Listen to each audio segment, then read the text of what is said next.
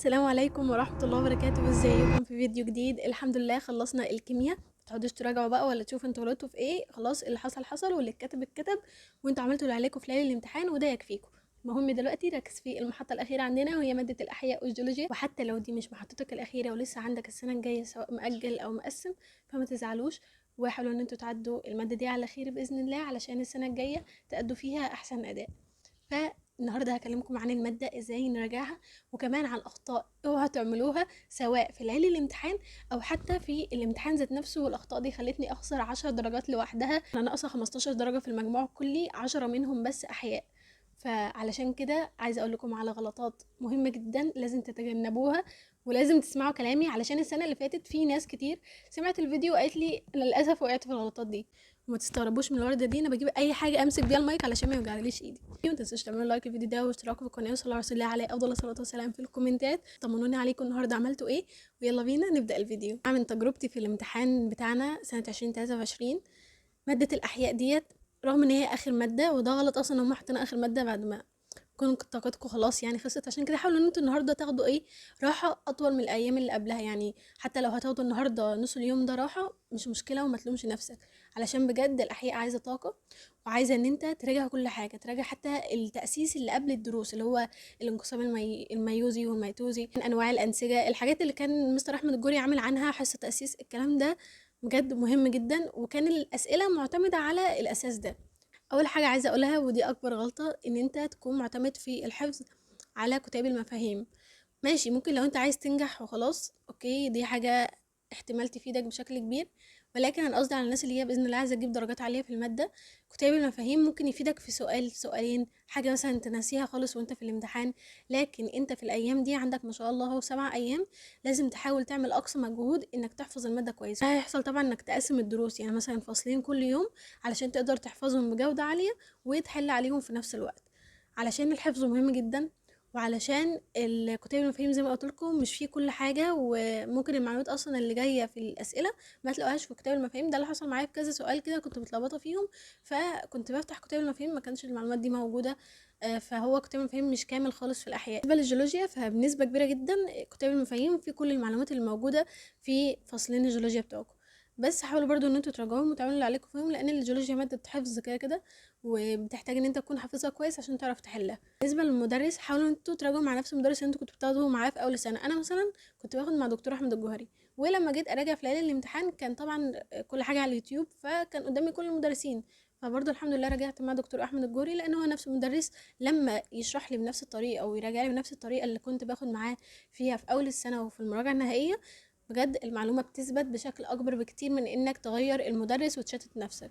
ممكن لو انت مثلا عايز مدرس تاني تغير في الحل، لكن في المراجعه والشرح ذات نفسه بلاش ابدا تغير المدرس. تاني غلطه تقريبا واللي مش عايزاكم ابدا تقعوا فيها هي فكره ان انا عايز اخلص الماده في يومين واقعد بقى الايام اراجع عليها تاني. لا، حاولوا ان انتوا تراجعوا بجوده، لان انتوا اكيد ناسين الماده. يعني انا كنت واصله الاحياء دي وبعيط ان انا ايه ده، انا كنت مذاكره الكلام ده وحل عليه كتير، فين اللي انا كنت مذاكراه؟ بجد هتبقوا ناسيين. بس باذن الله لما بتدخلوا في المود كده وتراجعوا زي المواد اللي قبلها بتلاقوا ان الدنيا والذاكره بترجع عادي خالص. بس مع الاحياء الموضوع بيبقى اكتر لانها اخر ماده، فطبيعي جدا ان انتوا تكونوا ناسيين. مع المراجعه وسماع بقى المراجعه بتاعه المدرس بتاعكم هتلاقوا ان الدنيا اسهل. وحاولوا ان انتوا لو كنتوا يعني مستواكم متوسط او اعلى في المراجعه النهائيه، ان انتوا الاول تراجعوا مع نفسكم قراءه بس للدرس كده، وبعد كده تدخلوا على حصة المراجعة النهائية. ده هيفيدكم في ايه؟ هيفيدكم ان كل ملحوظة بتتقال دماغكم هتستقبلها بنسبة اكبر بكتير من الناس اللي هتدخل على حصة المراجعة على طول، مش هتبقى اصلا مفرقة بين المعلومة اللي موجودة في الكتاب او الملحوظة الجديدة. فبالتالي ان انت تراجع لوحدك الاول، مش بقول مراجعة لوحدك ان انت تراجع وتحل وتعمل كل حاجة لوحدك، ولو ان ده مطلوب برضو لو انتوا عايزين تراجعوا لوحدكم مفيش مشكلة. بس انا اللي انا كنت بعمله ان انا كنت بقرأ الاول الدرس لوحدي، قراءة سريعة أو قراءة حتى العناوين الرئيسية، وبعد كده أدخل على حصة المراجعة أخلصها، وبعد كده أبدأ إن أنا أحل بقى في الكتب اللي معايا. طبعا حل في كتب ليالي الامتحان، سواء كتب مدرسك سواء كتب انت جايبها مع نفسك، ايا كان حل في الكتب. لو معاك اكتر من كتاب واحد فلا، حل من كتاب على الفصل وبعد كده ادخل على الفصل اللي بعده. لو خلصت بقى الفصلين اللي انت محددهم من اليوم بتاعك، خلاص ادخل حل بقى من المصدر التاني على الفصلين دول. لو مستواك ضعيف او اقل، فلا طبعا اسمع المدرس الاول وبعدها على طول اسمع فصل بفصل. يعني اسمع الفصل الاول وبعد كده روح اقرأ الفصل الاول. لما بنسمع الحاجة ونروح نقرأها بعدها على طول، ما نسيبش فترة كبيرة بين السماع والقراءة، المعلومة بتثبت وبتلزق في الدماغ على طول. بعد كده احل عليه. انا احل ازاي لو انا برضو لسه هحل اول مره او انا ضعيف في الحل؟ اسمع المدرس وهو بيحل مثلا على الفصل، وبعد كده احل نفس الاسئله اللي المدرس حلها، احاول ان انا افهم كل فكره وهو بيحلها، وبعد كده احل نفس الاسئله تاني. يعني حتى لو المدرس هيحل سؤال وبعد كده اوقف الفيديو واحل نفس السؤال ده تاني، او ان انا اخلص الفيديو خالص وبعد كده اعيد حل الاسئله دي تاني من الPDF اللي معايا. ولو انتوا حاجات ليالي الامتحان معاكم في PDF مش في كتاب ورقي، حاولوا ان انتوا تعملوا تقسيم للشاشة، نص شاشة فيها فيديو المدرس والنص التاني فيه الPDF. دي حاجة هتسهل عليكم جدا ان انتوا تراجعوا مع المدرس، وهتلاقوا ان الفايدة الضعف تقريبا من الفيديو بتاع المدرس. اجزاء النبات في المنهج مهمة جدا فوق ما تتخيلوا، فلازم تأكدوا عليها كويس سواء حفظا او ان انتوا فاهمينها كويس وبتعرفوا تحلوا عليها، لان هي اكتر حاجات بيحاول ان هو يلعب بيها في الاسئلة. دي بقى النقطة مهمة وبتسبب تشتت للناس كتير، هو موضوع الملاحظات الكتيرة. انا عارفة ان انتوا ما شاء الله قضيتوا السنة كلها بتكتبوا ملاحظات ورا المدرسين، ودي حاجة يعني جميلة جدا، ولكن وانتوا بتراجعوا راجعوا الاول اساس المنهج، الكتاب من غير الملاحظات الكتيرة اللي انا كاتباها، تجاهلوها بس وانتوا اول مرة بتراجعوا. وبعد كده تاني مرة تقرأوا الدرس بقى اقرأوه بالملاحظات اللي انتوا كاتبينها مع المدرس علشان تعرفوا تستوعبوها اكتر. حاجة فصل التكاثر يتذاكر مع الهرمونات، لان الفصلين دولت معتمدين على بعض. احنا حتى في كليه الطب بناخد الموديولين مع بعض، الاندوكراين والريبرودكتيف، الاتنين بناخدهم مع بعض، فانتوا لازم تذاكروهم مع بعض برضو، لان اصلا معظم الاسئله بتربط بين الفصلين دول. جدول مراجعه او تقسيمه مراجعه، انا ممكن انزل لكم جدول عادي، ولكن الافضل ان انتوا تمشوا مع جدول مدرسكم، علشان زي ما قلت لكم انتوا تحتاجوا ان انتوا تسمعوا الفيديوهات علشان ترجع لكم الذاكره بعد ما تقراوا الدرس زي ما قلت لكم. فعلشان كده هتحتاجوا ان انتوا تمشوا مع المدرس على حسب هو هينزل في يوم ايه.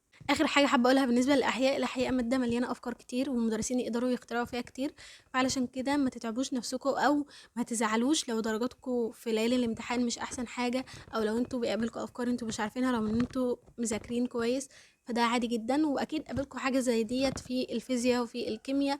يعني الافكار لا تنتهي في النظام الجديد، ولكن حاولوا ان انتوا تركزوا على اساس المنهج دايما وعلى الاسئله اللي بتتعامل مع المعلومات الاساسيه الموجوده في المنهج، مش الملحوظات اللي المدرس مديها لكم.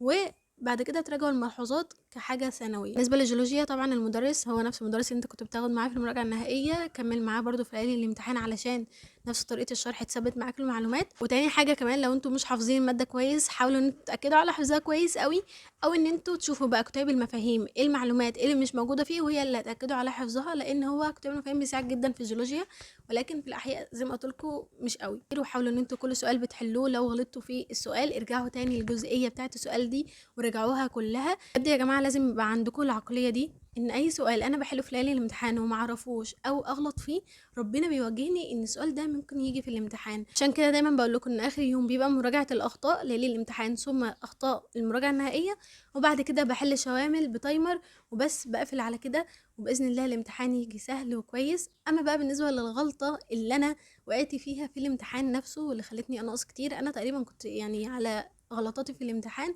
كنت انا 3 درجات، لكن بقى جيت في اخر تلت ساعه لو انا معلمه في البابل شيت اصلا بالرصاص وخلاص هحضر بقى الاجابات بتاعتي وزي الفل، بس انا كنت متضايقه ومكشره، وكان في كذا سؤال اصلا لان انا كنت الامتحان بتاعنا ما كانش سهل خالص، او كان في اسئله فيها اجابتين صح. تمام. فانا كنت محتاره، اللي هو خلاص انا عقلي اختار اجابه بس انا مش متاكده من اجاباتي.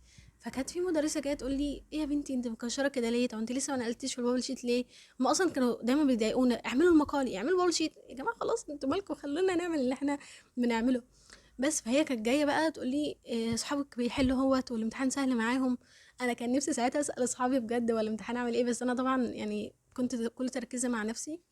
فالمهم ان انا اتوترت جدا لما قالت لي الكلام ده، وبقى بدأ الشيطان يلعب في دماغي، واحنا خلاص اخر تلت ساعة اللي هو مفيش وقت ان انا اهدي نفسي ولا كده، لا انا بقيت بقى خلاص انا باخد اونلاين. وساعتها كان كل اصحابي عمالين يحذروني يقولوا لي لا انزلي معانا الدروس وما اعرفش ايه، فبجد كانوا موتريني جدا من غير حاجة.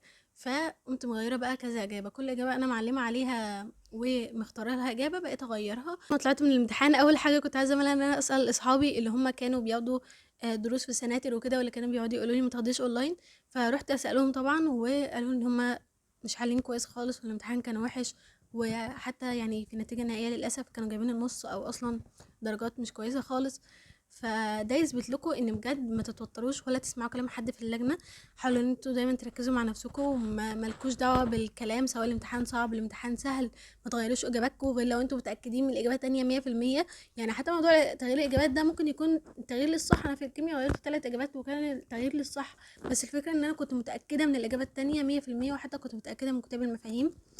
فبالتالي ما تغيروش اي اجابات غير لو انتم متاكدين من الاجابات التانية 100%. الامتحان التوتر والتنشن اللي بيحصل لنا بيخلي دماغنا اصلا طاقتها اعلى بكتير من قبل كده، فبالتالي اول اجابه بنختارها دايما هي بتبقى الاجابه الصح. فحاولوا ان انتم ما تغيروش اجاباتكم خالص. باكد تاني وتالت ورابع، حتى شوفوا المدرسين بيحلوا ايه، وحتى مدرسين شاطرين جدا. كان بيحل انا طلع معايا 5 درجات، مدرس يطلع معايا 6 درجات، مدرس يطلع معايا 4 درجات، وفي الاخر طلعت معايا 9 درجات. يعني حتى المدرسين كانوا حالين غلط، والمدرس محل يعني نزل ان هو هيحل الامتحان بوست كده، وما نزلش بقى الامتحان غير بعدها بيجي 5 ساعات ولا حاجة. يعني المدرس اصلا خد وقت على ما يحل الامتحان. فانتوا ما تلوموش نفسكم على اي حاجة، المدرسين ذات نفسهم بيتلخبطوا وبينزلوا وبيتخانقوا على الاجابات بتاعة الامتحان. فما تلوموش نفسكم على اي حاجة، انتوا بتعملوا اللي عليكم في نظام صعب، ونظام يعني مش دايما منصف لكل الناس.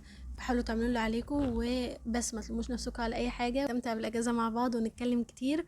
فما تنسوش ان انتوا تعملوا لايك للفيديو ده واشتراك في القناه، علشان باذن الله بعد الاجازه نتكلم في كل حاجه انتوا محتاجين تعرفوها، سواء عن الكليات، سواء عن هوايات او حاجات تانية بعيده خالص عن الدراسه.